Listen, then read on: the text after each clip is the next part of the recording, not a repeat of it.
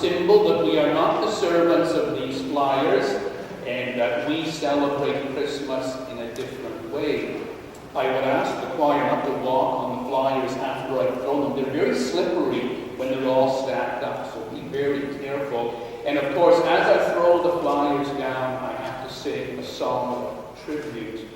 And when I'm out starting my Christmas shopping at the mall on Christmas Eve, and they're playing all of that Christmas music, there's really only one piece of music that I wait all year to hear.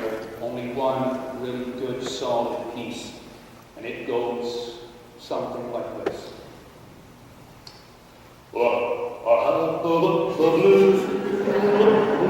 Blue Christmas without you. It's so blue, just waiting about you. You'll be doing all right in your Christmas wine. But I'll have a blue Christmas without you.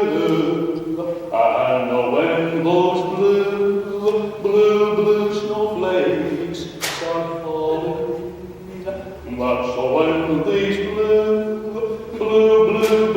teardrops come a-falling. You'll be doing all right in your Christmas wine. But I'll have a blue Christmas without you. But I'll have a blue Christmas without my flyers. I'll be so blue without Canadian Tire. You'll be doing all right with your lights all aglow. But I'll be so blue, dear, if I'm not at Costco. And when those Walmart prices keep falling, that's when these dear flyers come calling. You'll be shopping at Sears, Zellers, Home Depot too. But I'll have a blue Christmas without you.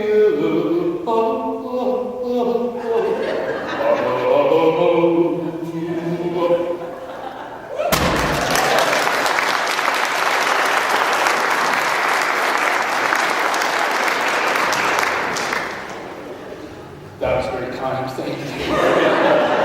There, all my flyers are gone. I'm done with them. Of course, my bank is concerned with me once again this year. I told you last year, I love when they send these checks out.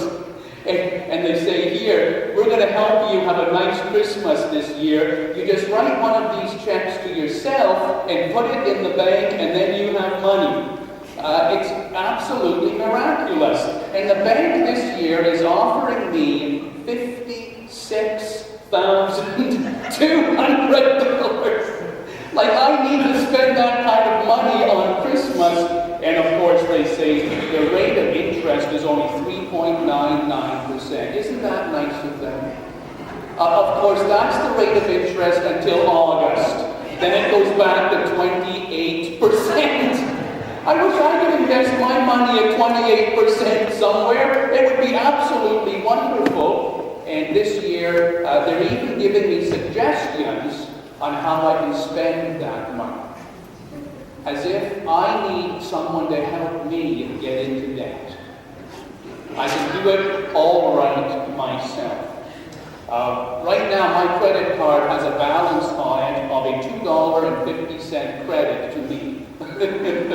And I'm sure that somewhere in Geneva or London or New York, all the executives of Visa are sitting around the table saying, we owe this guy $250. That's not right.